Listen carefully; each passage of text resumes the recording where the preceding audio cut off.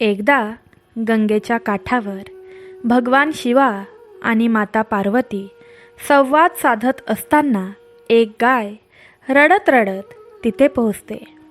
भगवान शिवा गायीला म्हणतात, ही कथा दुर्लक्ष करणारा मनुष्य कायम संकटात राहील, पण ही कथा फक्त ऐकताच मनुष्याच्या भाग्यातून सर्व संकटे वाऱ्यासारखी पळून जातील, हे माझे वरदान आहे. भगवान शिवा माता पार्वतीकडे पाहून म्हणतात, या कथेत इतकी शक्ती आहे की ही कथा आयुष्यात फक्त एकदा श्रवण केल्याने कितीही मोठे दोष, कितीही मोठे आजार, कितीही मोठे संकट आणि कितीही मोठे शत्रू आपली साथ कायमची सोडतात आणि आपल्या घरी वर्षभर सुखसमृद्धीचा आणि धनाचा वर्षाव होतो. या कथेचे फळ तेव्हाच मिळते जेव्हा ही कथा शेवटपर्यंत ऐकली जाते, कारण धडा असो किंवा कथा अर्धवट ऐकल्याने मनुष्य पापात जातो. भगवान भोलेनाथांचा आशीर्वाद या चांगल्या काळात प्राप्त करण्यासाठी आत्ताच कमेंट बॉक्समध्ये सांब, सदाशिव, जय माता पार्वती, श्री स्वामी समर्थ प्रेमाने टाईप करा आणि ही कथा लाईक करून भगवान शिवाच्या 5 भक्तांना शेअर करा. बघा, भगवान शिवा आणि माता पार्वती स्वतः तुमच्या नशिबाचे फासे बदलतील आणि तुमच्या सर्व इच्छा पूर्ण होतील. भक्तांनो, एकदा भगवान शिवा आणि माता पार्वती गंगेच्या नदीकाठी संवाद करत असताना एक गाय रडत रडत तिथे पोहोचते. ती गाय भगवान शिवांना म्हणते, हे परमेश्वरा, मी आज तुमच्याजवळ मानवजातीच्या कल्याणासाठी काही प्रश्न विचारण्यासाठी आले आहे. तेव्हा देवांचे देव महादेव म्हणतात, हे गोमाते, तुला मानवजातीच्या कल्याणासाठी कोणता प्रश्न विचारायचा आहे, अवश्य विचार. तेव्हा गोमाता म्हणते, हे भगवान, पृथ्वीवरील सर्व लोक दुःखाने, संकटाने, गरिबीने, लोकांच्या त्रासाने, मत्सराने ग्रासले आहेत आणि आता तुम्ही मला एकच सांगा, मनुष्याचे दुःख कधी कमी होणार? तेव्हा माता पार्वती गोमातेच्या डोक्यावरून प्रेमाने हात फिरवते आणि भोलेनाथ म्हणतात, हे गाय माते, या चालू क्षणापासून तुझे आयुष्य मी वाढवले आहे, कारण तू मनुष्य जातीचा विचार घेऊन माझ्यासमोर आली आहेस आणि आज तुला तुझ्या सर्व प्रश्नांची उत्तरे मिळतील. फक्त आता मी सांगत असलेली कथा शेवटपर्यंत ऐक आणि पृथ्वीवर जाऊन माझ्या या कथेचा प्रचार कर. गोमाता आणि माता पार्वती प्रेमाने मान हलवतात आणि देवांचे देव भोलेनाथ कथा सांगायला सुरुवात करतात. खूप वर्षांपूर्वीची गोष्ट आहे. आपल्या देशात अवंतीपूर नावाचे एक सुंदर आणि श्रीमंत राज्य होते. सर्वत्र हिरवळ होती. बागेत रंगीबेरंगी फुले उमलली होती आणि नद्या आरशासारख्या स्वच्छ होत्या. तिथले लोक फार आनंदी होते. राजाचे नाव कैलास होते. तो खूप शूर आणि शक्तिशाली होता. त्याचे शत्रू त्याला घाबरत असत. पण राजामध्ये एक मोठी कमतरता होती. तो लगेच रागवायचा. राग आल्यावर तो बरोबर आणि चूक यात फरक करू शकत नव्हता. म्हणून त्याचे मंत्री आणि नोकर नेहमीच त्याला घाबरत असत. राजाला 2 राण्या होत्या. मोठ्या राणीचे नाव चंद्रमुखी होते. ती खूप सुंदर होती. गोरा रंग, मोठे डोळे आणि लांब केस होते. ती नेहमी महागडे दागिने आणि रेशमी कपडे घालत असे. राणी चंद्रमुखी जगाला दाखवण्यासाठी व्यापक धार्मिक विधी करत असे. राजवाड्यात तिचा एक वेगळा प्रार्थना कक्ष होता, जिथे ती तासनतास बसत असे. लोकांना वाटत होते की ती दयाळू आणि धार्मिक आहे, म्हणून सर्वजण तिचा आदर करत होते. पण सत्य अगदी वेगळे होते. ती बाहेरून जितकी सुंदर होती, तितकीच राणी चंद्रमुखी मनानेही तितकीच कटू होती. इतरांचा आनंद तिला सहन होत नव्हता. जर राजा कोणाची प्रशंसा करत असेल तर तिला त्याचा मत्सर व्हायचा. ती राजवाड्यातील दासींबरोबर अत्यंत क्रूर असायची. त्यांना क्षुल्लक कारणांसाठी मारहाण करायची आणि कधीकधी तर त्यांना उपाशीही ठेवायची. राजवाड्यातील गरीब नोकर राणीचे नाव घेतल्यावरच थरथर कापायचे. राणी चंद्रमुखीला फक्त स्वतःची काळजी असायची. तिला फक्त स्वतःचीच पर्वा होती. दुसरे लोक किती अडचणीत आहेत या गोष्टीचा तिला काही फरक पडत नव्हता. काम करताना एखादी दासी आजारी पडली तर दया दाखवण्याऐवजी ती आळशी आणि कामचुकार आहे असे म्हणायची. जर एखाद्या गरीब व्यक्तीने मदत मागितली तर ती त्यांच्याकडे पाहतही नव्हती. अनेक गरीब लोक राजवाड्याबाहेर राहत होते. कधीकधी जेव्हा हे लोक उपासमारीने त्रस्त होऊन राजवाड्याच्या वेशीवर मदत मागण्यासाठी येत असत तेव्हा राणी चंद्रमुखीने पहारेकऱ्यांना कडक आदेश दिले होते की कोणत्याही गरीब लोकांना राजवाड्यात येऊ देऊ नका. त्यांना दूरवरून हाकलवून लावायचे. ती म्हणायची की हे गरीब लोक खूप घाणेरडे आहेत आणि त्यांच्याजवळ येण्याने आजार पसरतात. पण जर राणी चंद्रमुखीला सर्वात जास्त द्वेष आणि मत्सर वाटणारा कोणी असेल तर ती धाकटी राणी होती. धाकट्या राणीचे नाव सुलोचना होते. राणी सुलोचना राजा कैलासची दुसरी पत्नी होती. राणी सुलोचना देखील खूप सुंदर होती, पण तिचे सौंदर्य राणी चंद्रमुखीपेक्षा पूर्णपणे वेगळे होते. तिच्या चेहऱ्यावर एक विचित्र शांती आणि तेज होते. हे तेज कोणत्याही महागड्या दागिन्यांमधून किंवा कोणत्याही शृंगारातून आलेले नव्हते.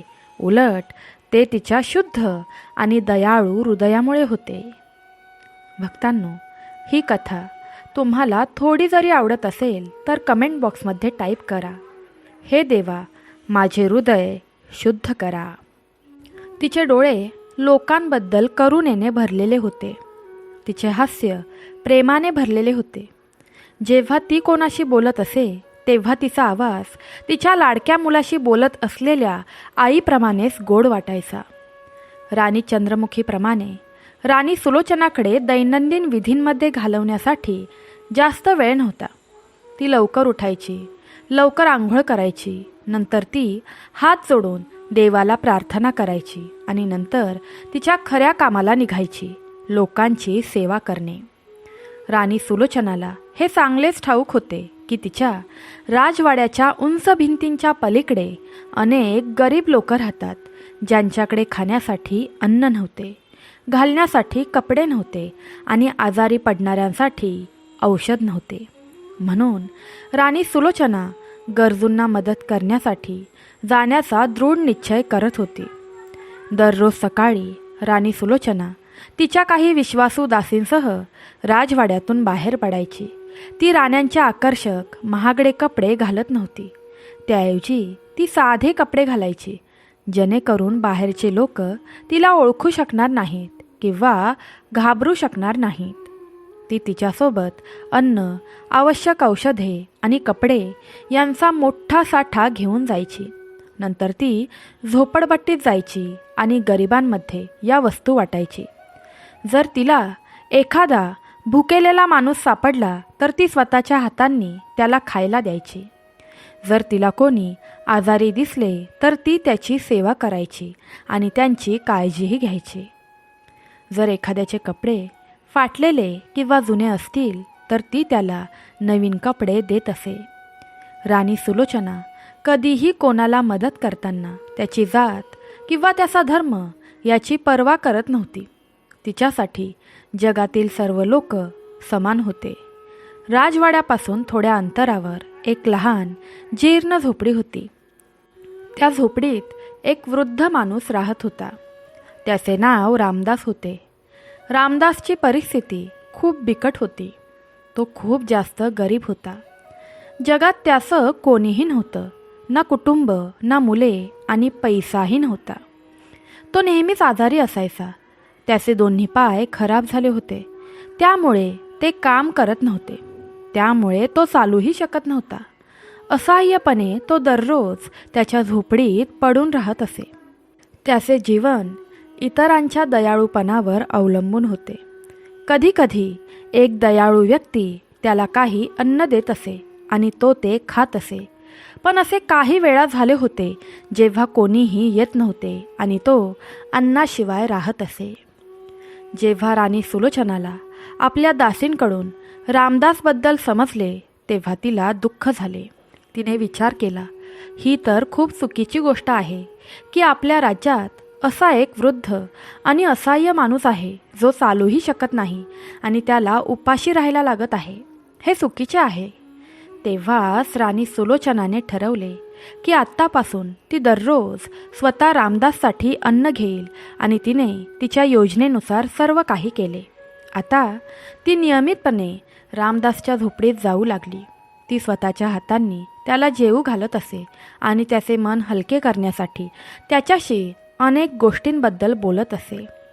ती त्याच्या तब्येतीची विचारपूस करायची आणि रामदासला ते खूप आवडायचे. तो आनंद होता. तो राणी सुलोचनाला स्वतःच्या बहिणीसारखे वागवू लागला.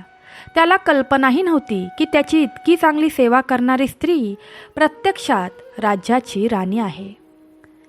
एके दिवशी कुठून तरी राणी चंद्रमुखीला ही बातमी कळली की धाकटी राणी सुलोचना दररोज एका वृद्ध माणसाच्या घाणेरड्या झोपडीला गुप्तपणे भेट देते आहे.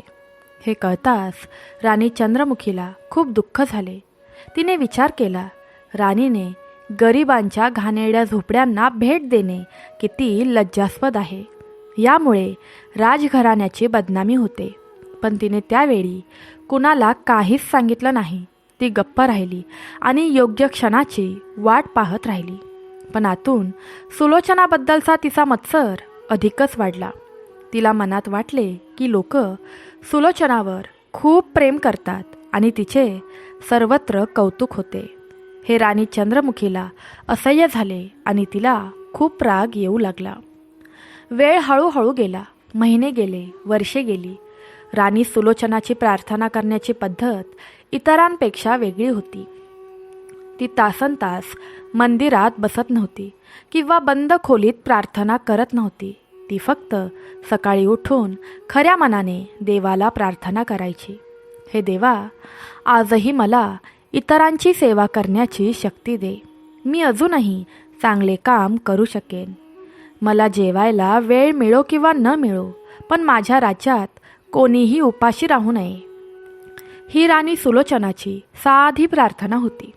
आणि असे म्हटले जाते की देव खऱ्या मनाने केलेल्या प्रार्थना ऐकतो. तो तिची प्रत्येक प्रार्थना ऐकत होता. तो पाहत होता की राणी सुलोचनाचे हृदय किती निर्मळ आहे आणि ती किती चांगली आहे. देव राणी सुलोचनाच्या कर्मावर खूप आनंदी होते. मग एके दिवशी एक गोड बातमी आली. राणी सुलोचनाला कळले की ती आई होणार आहे. तिच्या पोटात एक लहानसा जीव वाढत आहे. ही बातमी ऐकताच राणी सुलोचनाच्या आनंदाला सीमाच राहिली नाही. तिने हात जोडून देवाचे आभार मानले.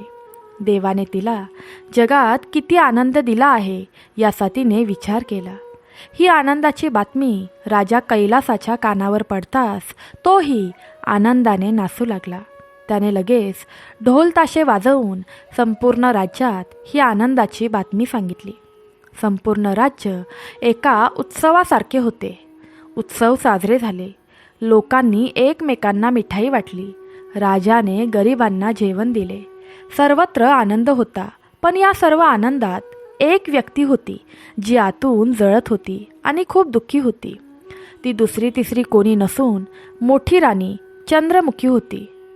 जेव्हा तिला कळलं की राणी सुलोचना गर्भवती आहे आणि आई होणार आहे, तेव्हा तिचे हृदय जळून गेले. राणी चंद्रमुखीला स्वतःचे कोणतेही मूल नव्हते. ती अनेक वर्षांपासून आई होण्याचा प्रयत्न करत होती, पण तिचे गर्भ अजूनही वांझ होते. आता जेव्हा तिला कळलं की राणी सुलोचना आई होणार आहे, तेव्हा तिला हे अजिबात सहन झालं नाही. राणी चंद्रमुखीने तिच्या दृष्ट मनात विचार केला की जर राणी सुलोचनाने मुलाला जन्म दिला तर तो संपूर्ण राज्यावर राज्य करेल.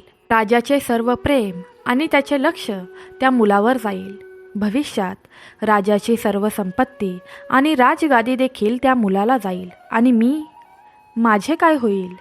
मी अशीच निरुपयोगी राहीन? नाही नाही, मी हे होऊ देणार नाही. मला शक्य तितक्या लवकर काहीतरी करायला हवे. मला कसे तरी राणी सुलोचनाला या राजवाड्यातून आणि या राजापासून दूर पाठवावे लागेल. मत्सराने आंधळे होऊन राणी चंद्रमुखीने एक भयानक योजना आखली. ही योजना खूपच क्रूर आणि वाईट होती, पण राणी चंद्रमुखीला बरोबर की चूक याची पर्वा नव्हती. तिला फक्त तिच्या राजगादीची आणि तिच्या प्रतिष्ठेची काळजी होती. तिने विचार केला, मी राजाचे कान भरेन. मी त्याला सांगेन की राणी सुलोचना त्याला फसवत आहे. मी त्याला सांगेन की तिच्या पोटात वाढणारे मूल राजाचे नाही तर दुसऱ्याचे आहे.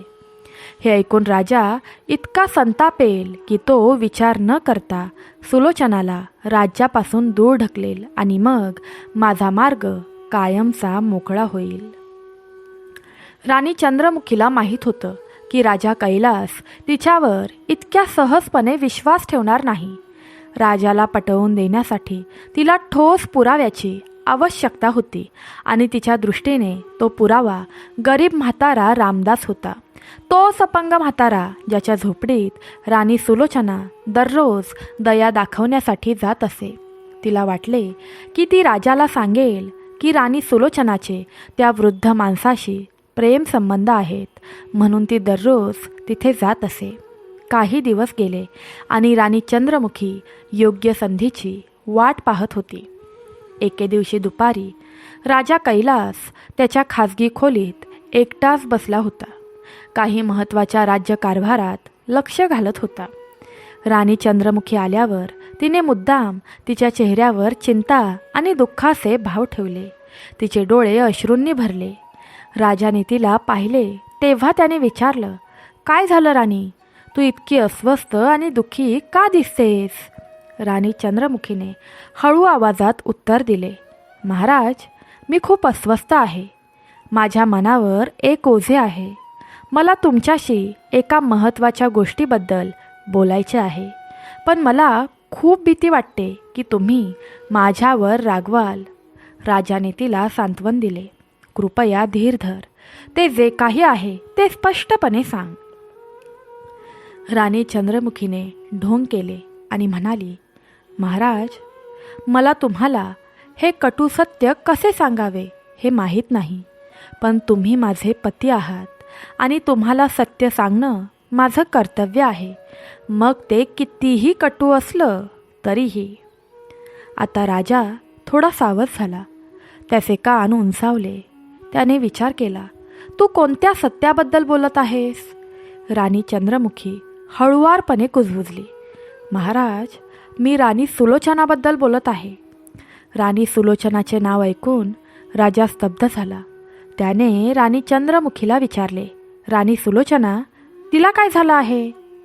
राणी चंद्रमुखी म्हणाली, महाराज, हे सांगण्यास खूप लज्जास्पद आहे, पण राणी सुलोचना तुम्हाला फसवत आहे. ती तुमचा विश्वासघात करत आहे. हे ऐकून राजा कैलासचा चेहरा रागाने लाल झाला. त्याचे डोळे रक्तासारखे लाल झाले. तो कडक आवाजात म्हणाला, हे तू काय म्हणत आहेस? तू शुद्धीवर आहेस का? हा खूप मोठा गंभीर आरोप आहे. तुझ्याकडे तुझा मुद्दा सिद्ध करण्यासाठी काही पुरावे आहेत का? राणी चंद्रमुखी लगेच म्हणाली, हो महाराज, अगदी. मी ते माझ्या स्वतःच्या डोळ्यांनी पाहिले आहे. राणी सुलोचना दररोज गुपचूप राजवाडा सोडून एका वृद्ध माणसाच्या झोपडीत जाते. ती तिथे तासनतास राहते. ती कुणालाही काहीच सांगत नाही. ती सर्व काही गुप्तपणे करते. राजा कैलासाने रागाने विचारले, तू कोणत्या वृद्ध माणसाबद्दल बोलत आहेस? राणी चंद्रमुखी आगीत तेल ओतत म्हणाली, त्याचे नाव रामदास आहे. तो आपल्या राजवाड्याजवळील एका तुटलेल्या झोपडीत राहतो. राणी सुलोचना दररोज त्याच्याकडे जाते आणि महाराज, आता ती गर्भवती देखील आहे. म्हणून आता सर्वात मोठा प्रश्न असा निर्माण होतो की तिच्या पोटात मूल कोणाचे आहे, तुमचे की त्या पुरुषाचे? हे ऐकून राजा कैलासचा राग गगनाला भिडाला. त्याला धक्का बसला, पण कसे तरी त्याने स्वतःला सावरले. तो म्हणाला, ही खूप मोठी गंभीर बाब आहे. मी एकाच गोष्टीवर आधारित निर्णय घेणार नाही. मला स्वतःला तपासावे लागेल. उद्या मी स्वतः त्या झोपडीत जाईन आणि लक्षात ठेव, जर तू खरे सांगितलेस तर मी राणी सुलोचनाला कठोर शिक्षा करेन, पण जर तू खोटे बोललीस तर तुला देखील शिक्षा होईल. दुसऱ्या दिवशी सकाळी राजा कैलासने आपले राजेशाही कपडे काढले आणि सामान्य माणसाचे कपडे घातले, जेणेकरून कोणीही त्याला ओळखू नये. त्याने कोणालाही काहीच सांगितलं नाही आणि शांतपणे रामदास राहत असलेल्या झोपडीकडे चालत गेला. तो झोपडीतून थोड्या अंतरावर असलेल्या झाडामागे शांतपणे उभा राहिला. थोड्या वेळाने त्याला राणी सुलोचना येताना दिसली. तिच्या हातात अन्नाचा डबा होता. ती थेट झोपडीत गेली. हे पाहून राजा कैलासचे हृदय धडधडू लागले. तो खूप रागवला. त्याला वाटलं की राणी चंद्रमुखी बरोबर म्हणते. राणी सुलोचना खरोखर या झोपडीला भेट देते. पण राजाला अजूनही आता काय चालले आहे याची पूर्ण खात्री नव्हती. म्हणून तो झोपडीच्या मागे थोडा वेळ थांबला. इकडे झोपडीतील आतले दृश्य काहीतरी वेगळेच होते. राणी सुलोचना स्वतःच्या हातांनी वृद्ध रामदासाला जेवू घालत होती. रामदास खूप अशक्त होता. त्याचे हात थरथरत होते. तो स्वतः अन्न खाऊ शकत नव्हता, म्हणून राणी सुलोचना त्याला आईसारखे जेवू घालत होती. रामदासच्या डोळ्यात अश्रू होते. तो म्हणत होता, ताई, तू माझ्यासाठी रोज खूप कष्ट करतेस, तुझा वेळ काढतेस. देव नेहमी तुला आनंदी ठेवू. राणी सुलोचना हसली आणि म्हणाली, अरे, तू मला बहीण म्हणतोस म्हणून हे माझे कर्तव्य आहे. तू या गोष्टींची काळजी करू नकोस. तू लवकर बरा हो. सुमारे 1 तास तिथे राहिल्यानंतर राणी सुलोचना झोपडीतून बाहेर पडली आणि राजवाड्याकडे परत गेली. राजा कैलास हे सर्व गुप्तपणे पाहत होता. तो फक्त राणीचे येणे जाणे पाहत होता, पण आत काय चाललंय हे तो ऐकू शकत नव्हता. तो प्रचंड रागवला. त्याला त्याच्या शंका खऱ्या वाटत होत्या. त्याला वाटलं की राणी सुलोचना खरोखरच त्याला फसवत आहे. ती त्या माणसासोबत 1 तास आत होती. हे काही प्रकारचे अवैध संबंध असावेत. राजा कैलास रागाने पाय आपटून थेट राजवाड्यात गेला. त्याचा चेहरा रागाने लाल झाला होता. त्याच्या डोळ्यात अंगार जळत होते. राजवाड्यातील नोकरांना समजले की आज राजा खूप रागवला आहे. त्याला काहीही विचारण्याची कोणाचीही हिंमत नव्हती. राजा थेट त्याच्या खोलीत गेला आणि दार बंद केले. संध्याकाळ होताच राजाने राणी सुलोचनाला त्याच्याकडे बोलावले. राणी सुलोचना राजाच्या खोलीत आल्यावर तिने पाहिले की राजा प्रचंड रागवला आहे आणि इकडे तिकडे फिरत आहे. राणीने घाबरून विचारले, महाराज, तुम्ही मला बोलावले का? राजा रागाने वळला आणि म्हणाला, हो, मी तुला बोलावले आहे. मला तुला काही महत्त्वाचे प्रश्न विचारायचे आहेत आणि मी ते विचारू इच्छितो. मला तू फक्त सत्य सांगावे असे वाटते. राणी सुलोचना घाबरली. तिला समजत नव्हतं की आज राजा इतका का बदलला आहे.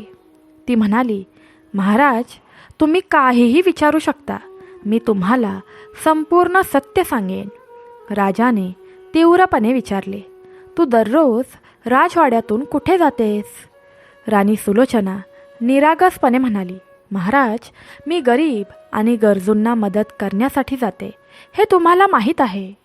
राजाने उत्तर दिले, हो, मला माहीत आहे की ते एक ढोंग आहे, पण मी तुला विचारत आहे की तू त्या विशिष्ट झोपडीत का जातेस जिथे तो म्हातारा माणूस राहतो?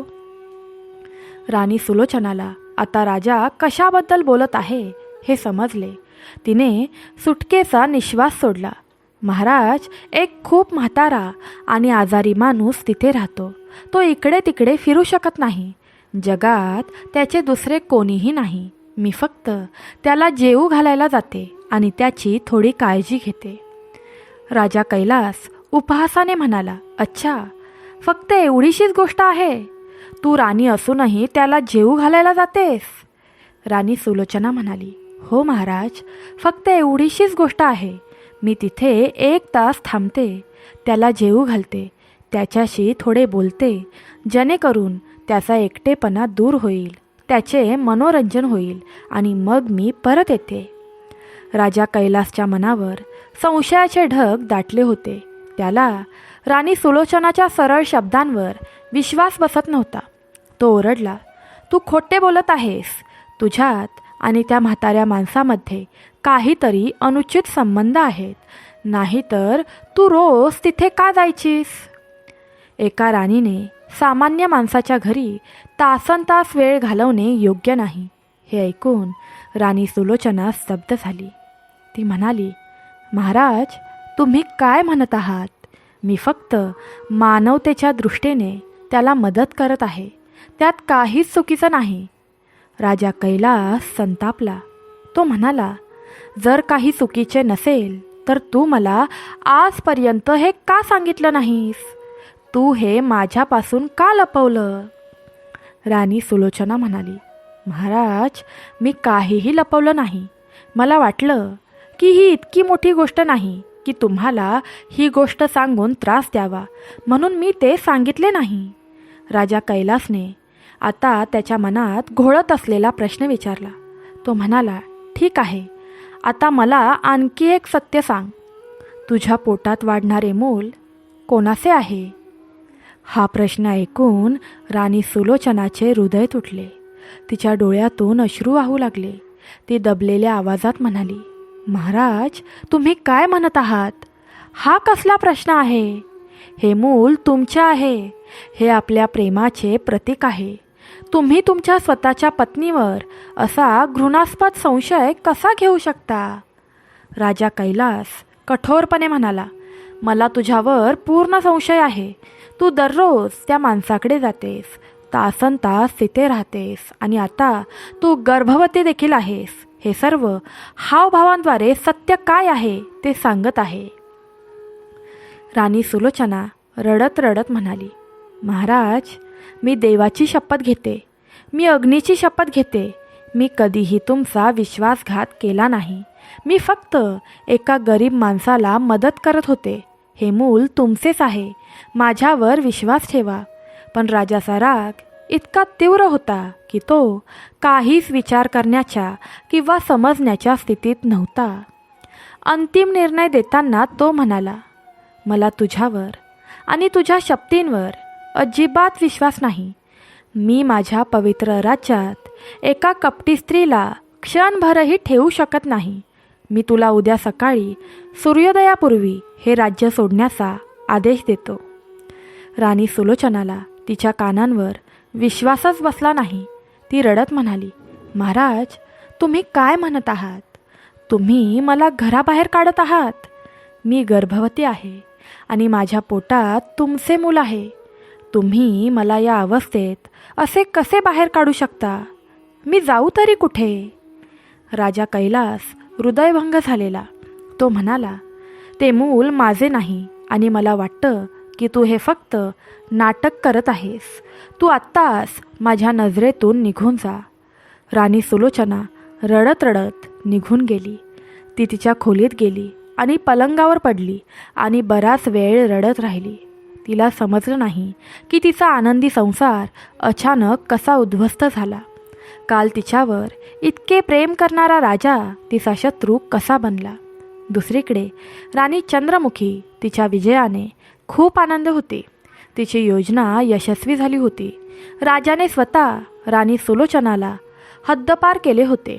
आता राणी सुलोचना कायमची निघून जाणार होती आणि संपूर्ण राज्य राणी चंद्रमुखीच्या हाती असणार होते. ती तिच्या मनात तिच्या यशाचा आनंद साजरा करत होती. त्या संपूर्ण रात्री राणी सुलोचना झोपू शकली नाही. ती फक्त रडत राहिली. ती देवाला प्रार्थना करत राहिली व ती म्हणत होती, हे देवा, मी कधीही कोणाचे वाईट केले नाही. मी कधीही कोणतेही पाप केले नाही.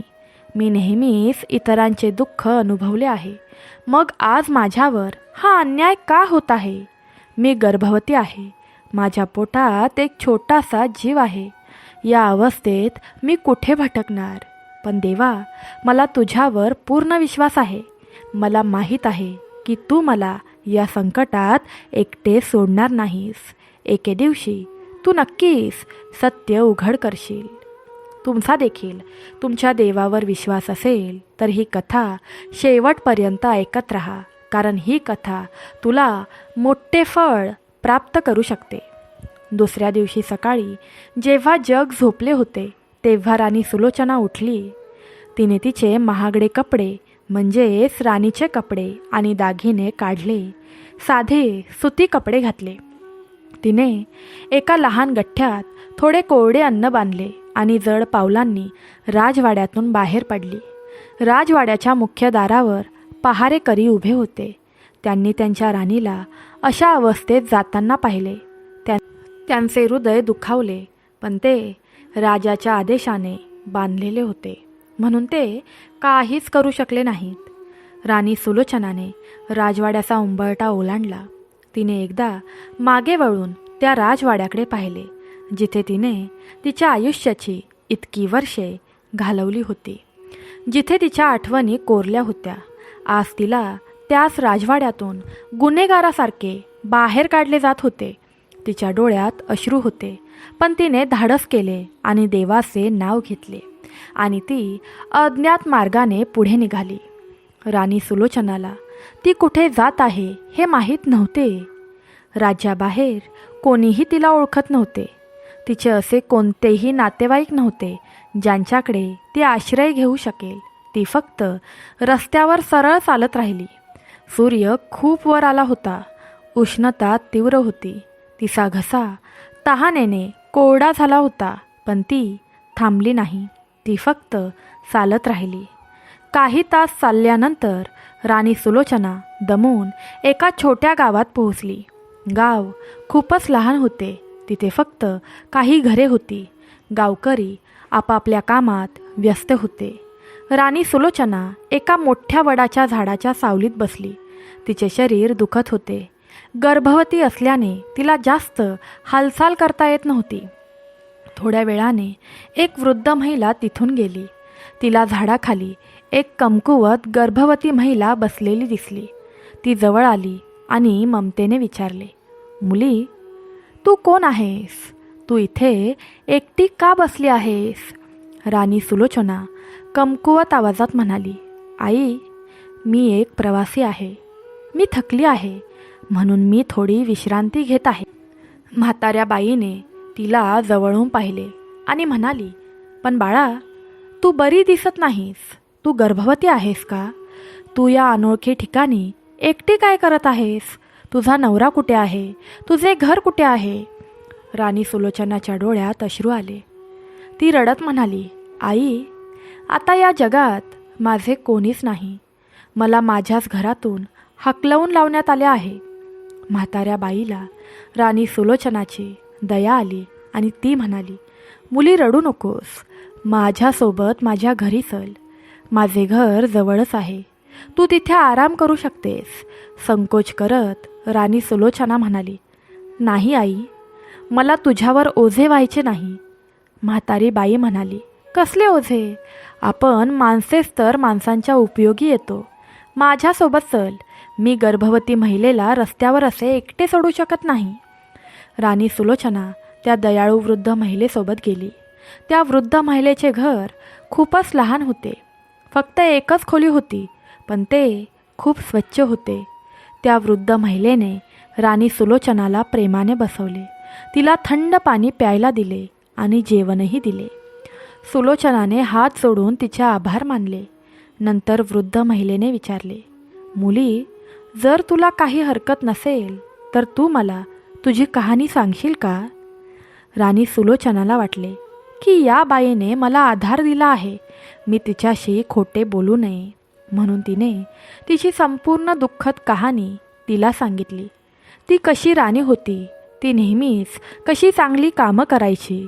राजाने तिच्यावर चुकीचा संशय कसा घेतला आणि तिला कसे हद्दपार करण्यात आले. त्या वृद्ध महिलेने संपूर्ण कहाणी खूप काळजीपूर्वक ऐकली. ऐकताना तिच्या डोळ्यात अश्रू आले. ती म्हणाली, बाळा, तू कोणतंच पाप केलं नाहीस, तू पुण्य केलं आहेस आणि तू पवित्र आहेस. कोणाला मदत करणे हा गुन्हा नाही. तुझ्या राजाने मोठी चूक केली आहे, पण काळजी करू नकोस. देव सर्व काही पाहत आहे. तो तुला न्याय देईल. तू जोपर्यंत तुला पाहिजे तोपर्यंत तू माझ्यासोबत या घरात राहू शकतेस. भक्तांनो, परमेश्वरी कृपा प्राप्त करण्यासाठी कमेंट बॉक्समध्ये सांब, सदाशिव, जय माता पार्वती प्रेमाने टाईप करा. हे नाव आपल्या स्वामी आईला प्रचंड प्रिय आहे. भक्तांनो, पुढे ती म्हातारी आई म्हणाली, बाळा, तुला मूल होईपर्यंत मीच तुझी काळजी घेईन. राणी सुलोचनाला वाटले की तिला एक आधार मिळाला आहे. या वृद्ध महिलेच्या रूपात मदत पाठवल्याबद्दल तिने देवाचे आभार मानले. ती वृद्ध आईसोबत राहू लागली.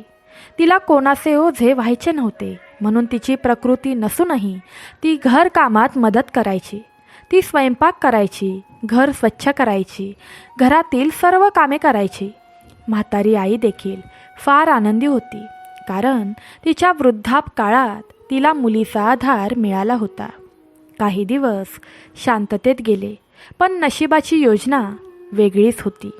एके दिवशी वृद्ध महिला अचानक खूप आजारी पडली आणि तिला प्रचंड ताप आला. राणी सुलोचना रात्रंदिवस तिची काळजी घेत होती, परंतु तिच्या वृद्धापकाळामुळे तिची प्रकृती आणखी बिकट झाली आणि काही दिवसांनी ती मरण पावली. राणी सुलोचना दुःखाने भरून गेली. तिने अश्रू ढाळत वृद्ध आईचे अंतिम संस्कार केले आणि पुन्हा एकदा ती या जगात पूर्णपणे एकटी पडली. आता राणी सुलोचना रिकाम्या घरात एकटीच राहू लागली. पण गावात एक अज्ञात गर्भवती महिला राहत असल्याची बातमी पसरली. काही गावकरी दयाळू होते आणि ते तिला मदत करत होते, पण काही दृष्टही होते. ते नाना प्रकारचे तर्क गृहीत धरायचे की ती काहीतरी पाप करून पळून आली असावी. एका अंधाऱ्या रात्री गावातील काही बदमाश लोक घराजवळ जमले.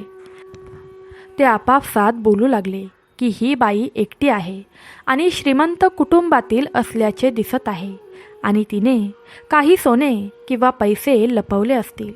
तिला आपण लुटूया. ते दारापाशी आले आणि दार जोरात वाजवू लागले. राणी सुलोचना घाबरली. तिने थरथरत्या आवाजात विचारलं, कोण आहे बाहेर? बदमाशांनी जड आवाजात म्हटलं, दार उघड, आम्हाला तुझ्याशी बोलायचं आहे. राणी सुलोचना शहाणी होती आणि तिला समजले की हे लोक चांगल्या हेतूने आले नव्हते. तिने दार उघडलेच नाही, ज्यामुळे बदमाशांना राग आला आणि त्यांनी तो दरवाजा तोडण्याचा प्रयत्न केला. राणी सुलोचनाकडे पळून जाण्याचा कोणताही मार्ग नव्हता. तिने डोळे बंद केले आणि देवाला हाक मारली, हे देवा, माझे रक्षण कर, माझा मान वाचव. अचानक बाहेर एक चमत्कार घडला. एक अतिशय तेजस्वी प्रकाश पडला आणि एक तेजस्वी ऋषी प्रकट झाले. ऋषींनी हातात लाकडी काठी धरली होती आणि त्यांचे डोळे तेजस्वी होते. ऋषी कठोर आवाजात म्हणाले, पाप्यांनो, थांबा, येथून निघून जा, नाहीतर तुम्ही भस्म व्हाल. ऋषींना पाहून आणि त्यांचा आवाज ऐकून ते बदमाश थरथर कापू लागले आणि शेपटी धरून पळून गेले. ऋषी मग दारापाशी आले आणि मंद आवाजात म्हणाले, बाळा, आता घाबरू नकोस, दार उघड, मी तुला मदत करायला आलो आहे. राणी सुलोचनाने हळूच दार उघडले. एक दिव्य ऋषी तिच्यासमोर उभे राहिले. राणीने त्यांना नमस्कार केला. ऋषी आत आले आणि म्हणाले, मुली, तू कोण आहेस आणि तू इथे एकटी का राहतेस? राणी सुलोचनाने तिची संपूर्ण कहाणी त्यांना सांगितली. ऋषींनी ती ऐकली आणि शांतपणे म्हणाले, बाळा, तुझी चूक नाही, तू तर पवित्र आहेस.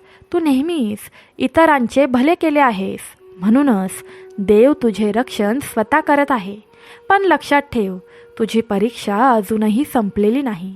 तुला धीर धरावा लागेल. राणी सुलोचना हात जोडून म्हणाली, महाराज, मी प्रत्येक परीक्षेसाठी तयार आहे. माझा देवावर पूर्ण विश्वास आहे. ऋषी म्हणाले, खूप छान, पण मुली, हे गाव आता तुझ्यासाठी सुरक्षित नाही.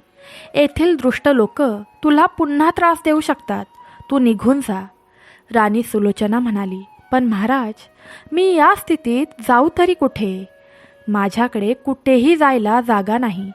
ऋषी म्हणाले, काळजी करू नकोस, मी तुला सुरक्षित ठिकाणी घेऊन जाईन. दुसऱ्या दिवशी सकाळी सूर्योदयापूर्वी ऋषी आणि राणी सुलोचना यांनी गाव सोडले. ते एका घनदाट जंगलातून प्रवास करत होते.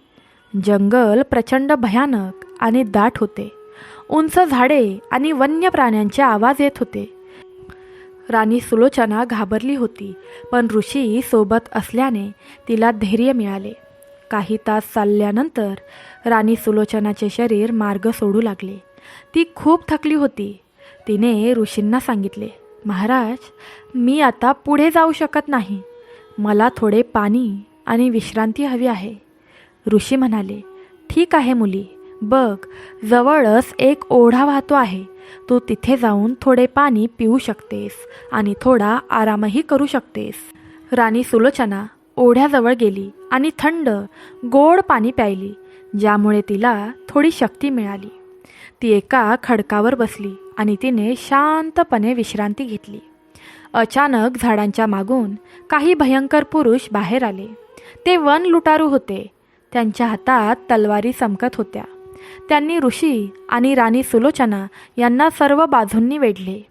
दरोडेखोरांचा नेता हसला आणि म्हणाला, वा, ऋषी आणि एक स्त्री आहे. ऋषी बाबा, जर तुम्ही जंगलात फिरत असाल तर तुमच्याकडे काहीतरी संपत्ती असली पाहिजे.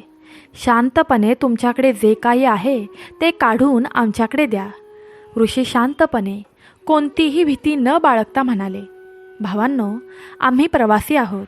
आमच्याकडे संपत्ती नाही. आमच्याकडे फक्त देवाचे नाव आहे. कृपया आम्हाला जाऊ द्या. दरोडेखोर मोठ्याने हसू लागले. सरदाराने राणी सुलोचनाकडे इशारा करत म्हटले, तुम्ही एक ऋषी आहात, पण या महिलेकडे पहा.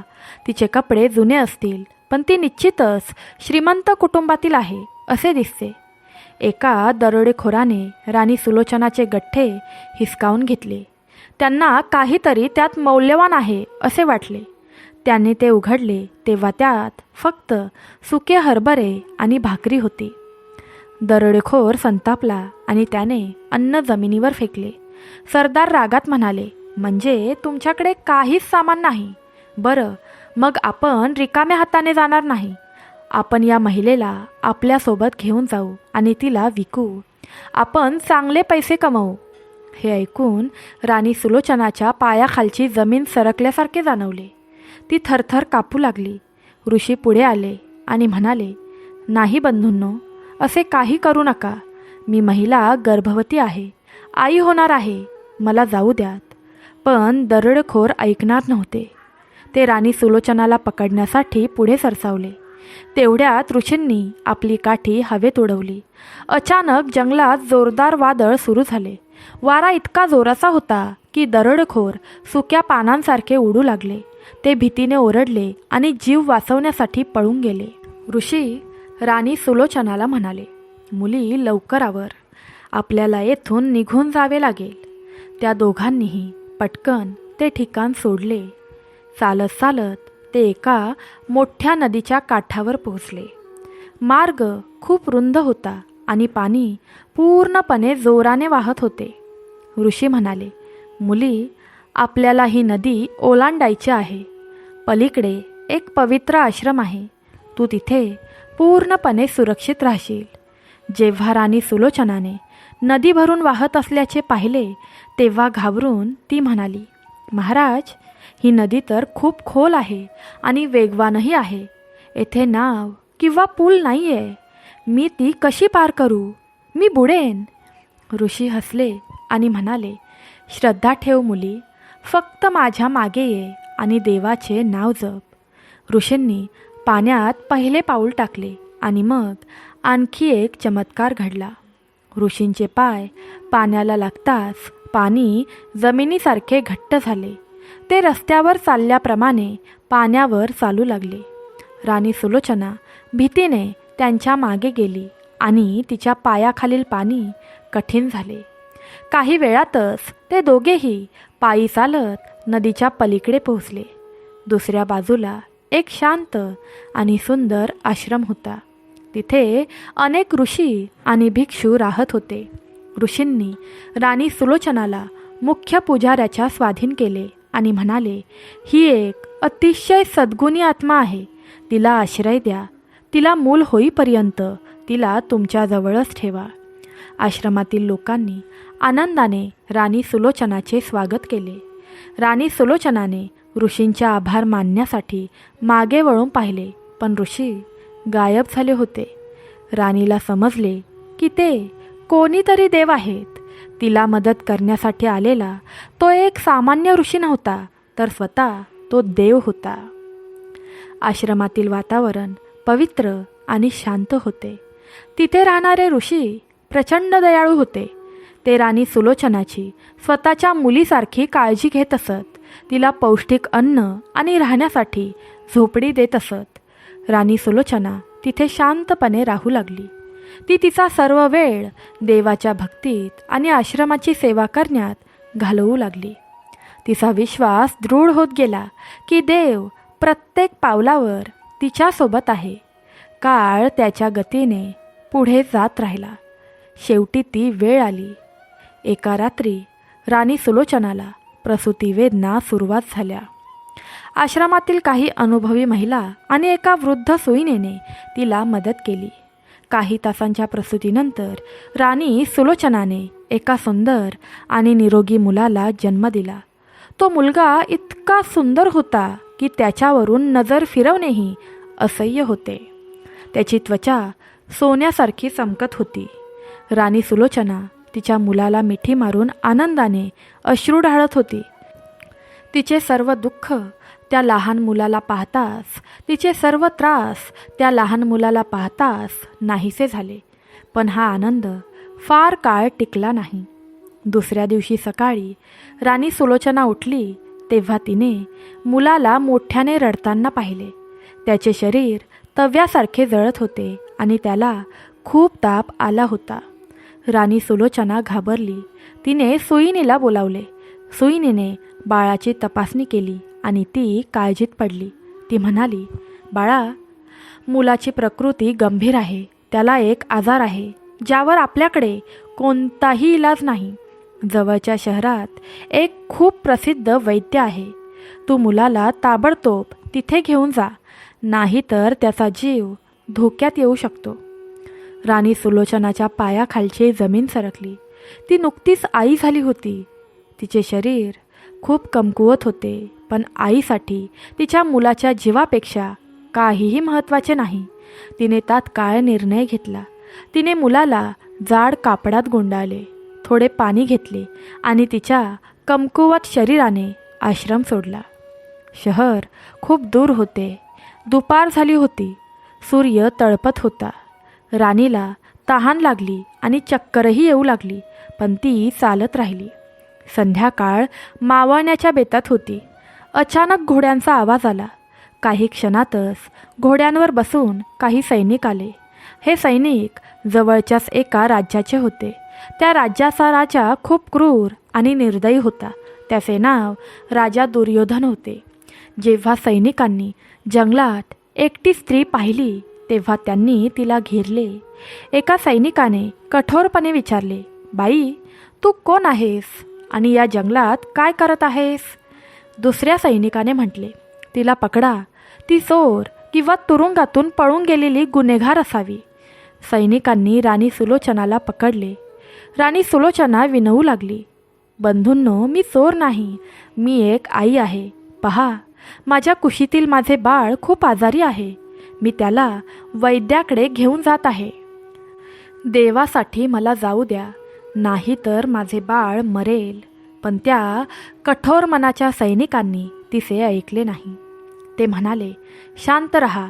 आमच्या राजासमोर तुला जे काही बोलायचं आहे ते बोल, तोच निर्णय देईल. सैनिकांनी राणी सुलोचनाला त्यांच्या राजा दुर्योधनाच्या दरबारात ओढले. राजा दुर्योधन हा खूप दृष्ट माणूस होता. त्याला स्त्रियांचा द्वेष होता, कारण त्याची स्वतःची पत्नी त्याला सोडून गेली होती आणि तेव्हापासून तो प्रत्येक स्त्रीकडे संशयाने पाहत होता. जेव्हा सैनिकांनी राणी सुलोचनाला त्याच्यासमोर आणले तेव्हा त्याने रागाने विचारले, ही कोण आहे? तुम्ही तिला इथे का आणले आहे? सैनिक म्हणाले, महाराज, ही महिला संशयास्पद परिस्थितीत जंगलात भटकत होती. तिच्यासोबत एक मूल देखील आहे. आम्हाला वाटते की ती गुप्तहेर किंवा चोर आहे. राजा दुर्योधनने लाल डोळ्यांनी राणी सुलोचनाकडे पाहिले आणि गर्जना केली, खरं सांग, तू कोण आहेस? जर तू खोटे बोललीस तर मी तुझे धड शिरापासून वेगळे करेन. राणी सुलोचना रडत रडत हात जोडत म्हणाली, महाराज, मी एक गरीब बाई आहे. यात माझी चूक नाही. माझे लहान मूल आजारी आहे. मी फक्त त्याचे उपचार करण्यासाठी जात होते. तुम्हीही कोणाचे तरी वडील असाल. आईचे दुःख समजून घ्या. कृपया मला जाऊ द्या. राजा दुर्योधन क्रूरपणे हसला आणि म्हणाला, तुझ्या अश्रूंवर मला जराही विश्वास बसत नाही. तुम्ही स्त्रिया खूप हुशार आहात. तू काहीतरी खोटे सांगत असशील. मी तुला जाऊ देऊ शकत नाही. त्याने सैनिकांना आदेश दिला की या महिलेला तुरुंगाच्या कोठडीत टाका आणि हो, या मुलाला तिच्यापासून हिरावून घ्या. तिला या मुलासोबत राहण्याचा काहीच अधिकार नाही. हे ऐकून राणी सुलोचना वेड्यासारखी ओरडू लागली, नाही नाही, माझे मूल माझ्यापासून हिरावून घेऊ नका. तो आजारी आहे. मला त्याची गरज आहे. तो मरेल. अशी क्रूरता करू नका महाराज. सैनिकांनी जबरदस्तीने रडणाऱ्या मुलाला राणी सुलोचनाच्या मांडीतून हिसकावून घेतले. राणी सुलोचना जमिनीवर पडली आणि रडत होती, पण सैनिकांनी तिला एका अंधाऱ्या तुरुंगात ओढले. मुलाला एका दासीच्या हवाली करण्यात आले. तुरुंगाची कोठडी अंधारी आणि ओली होती. राणी सुलोचना रडत होती आणि भिंतींवर आदळत होती.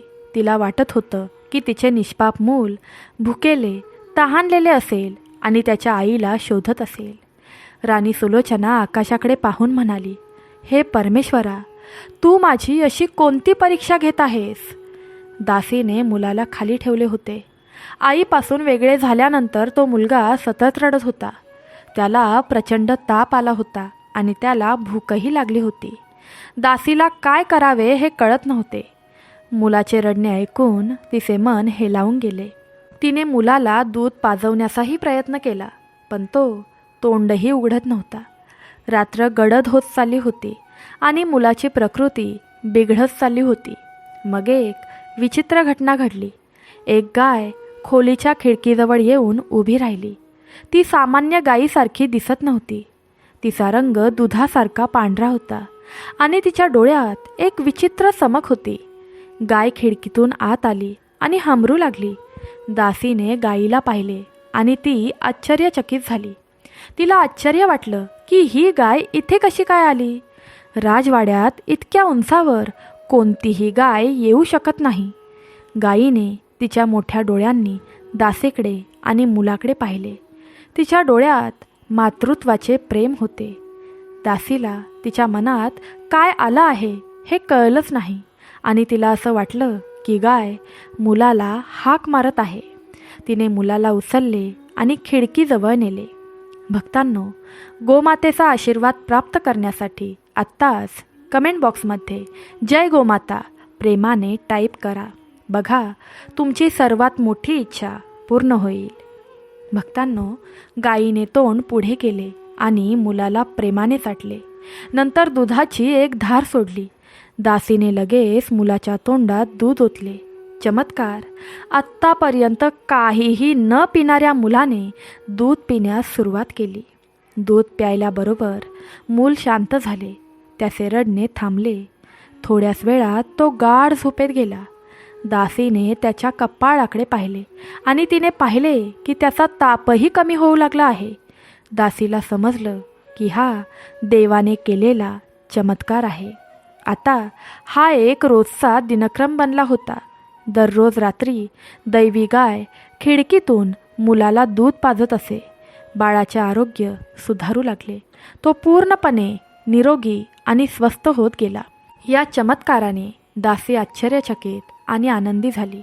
तिला खात्री पटली की देवाने या मुलाला आणि त्याच्या आईला आशीर्वाद दिला आहे. तुरुंगात कैदेत असताना राणी सुलोचनाला बाहेर काय चाललं आहे याची काहीच कल्पना नव्हती.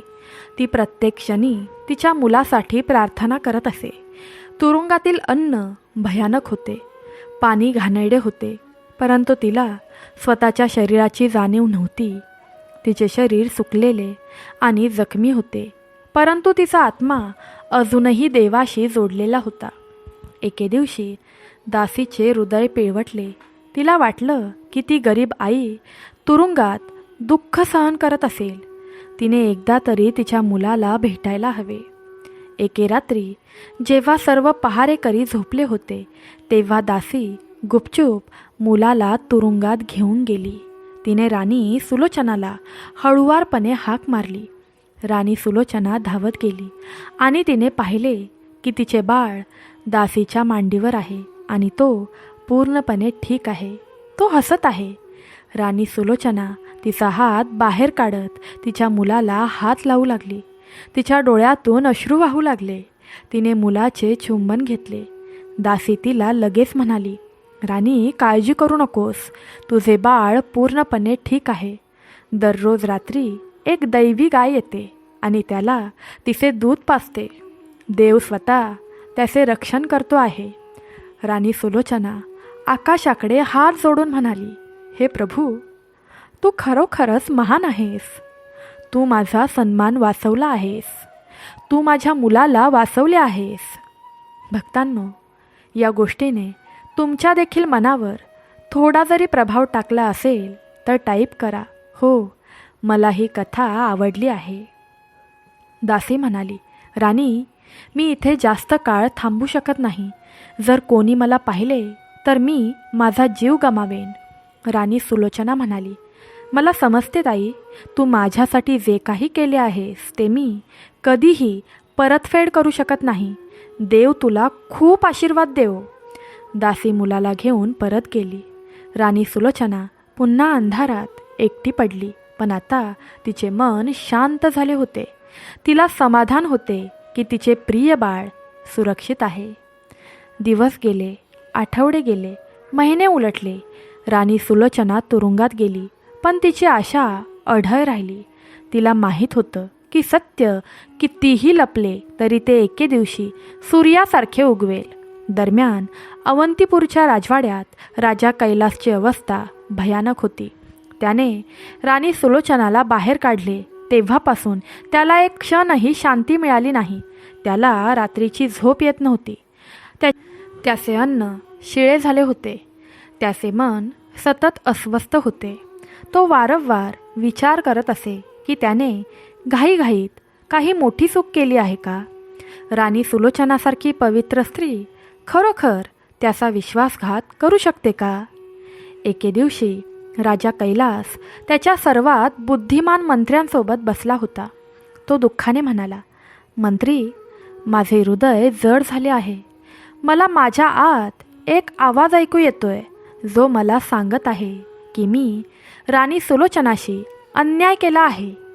शहाण्या मंत्र्याने विचारले, महाराज, तुम्ही असा कठोर निर्णय कशाच्या आधारावर घेतला. राजाने संपूर्ण कहाणी सांगितली. राणी चंद्रमुखीने कशी तक्रार केली आणि त्याने स्वतः राणीला झोपडीत कसे प्रवेश करताना पाहिले. मंत्र्याने लक्षपूर्वक ऐकले आणि मग विचारले, महाराज, तुम्ही तिला स्वतःच्या डोळ्यांनी झोपडीत जाताना पाहिले का. तुम्ही तिला तिथे जाताना पाहिले ते ठीक आहे, पण तुम्ही राणीला विचारलं का की ती तिथे काय करायला गेली होती. राजा म्हणाला, हो, ती म्हणाली की ती एका आजारी वृद्धाला जेवू घालायला गेली होती. मग मंत्र्याने विचारले, तुम्ही त्या वृद्धाला विचारले का. तुम्ही त्याच्याकडून सत्य जाणून घेण्याचा प्रयत्न केला का. राजा गप्प बसला. तो म्हणाला, नाही, मी आज जाऊन त्याच्याशी कधीच बोललो नाही.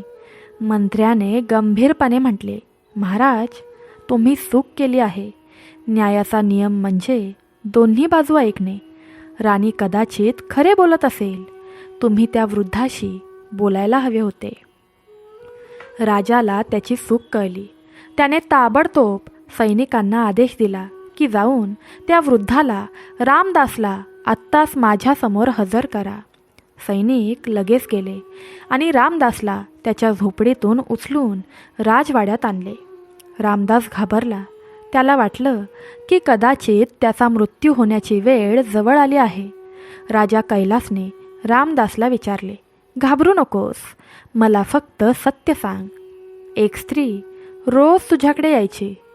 रामदास हात हलवत म्हणाला, हो महाराज, एक अतिशय दयाळू देवीसारखी स्त्री रोज माझ्याकडे यायची. राजाने विचारले, ती तिथे काय यायची? तिचा तुझ्याशी काय संबंध होता? रामदासच्या डोळ्यात अश्रू आले. तो म्हणाला, महाराज, या जगात माझे कोणीच नाही. मी अपंग आहे, चालूही शकत नाही. ती स्त्री देवासारखी माझ्याकडे आली. तिने स्वतःच्या हातांनी मला जेवू घातले, माझी सेवा केली. तिने मला भावासारखे वागवले आणि तिला मी माझी बहीण आणि आई मानले. तिच्यामुळेच मी आज जिवंत आहे. तिने कधीही तिचे नाव सांगितले नाही, पण ती देवीचा अवतार होती.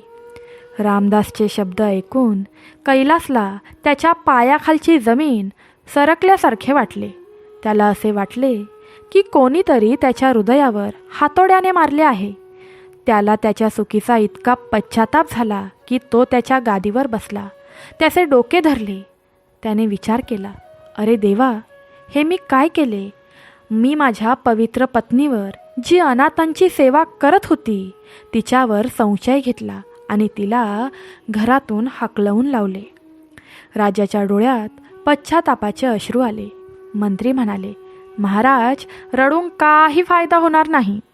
तुम्ही तुमची चूक सुधारली पाहिजे. आपल्याला राणी सुलोचनांना ताबडतोब शोधून काढले पाहिजे. राजा म्हणाला, हो, तुम्ही बरोबर आहात. राजाने ताबडतोब आपल्या संपूर्ण सैन्याला सर्व दिशांना जाऊन राणी सुलोचनाचा शोध घेण्याचा आदेश दिला. सैनिक सुलोचनाला शोधण्यासाठी आणि तिला परत आणण्यासाठी निघाले. त्यांनी प्रत्येक गावाची झडती घेतली. त्यांनी प्रत्येक शहरात शोध घेतला, पण राणी सुलोचना कुठेच सापडली नाही. दिवस उलटले आणि सैनिक रिकाम्या हाताने परतले. राजा कैलास निराश झाला.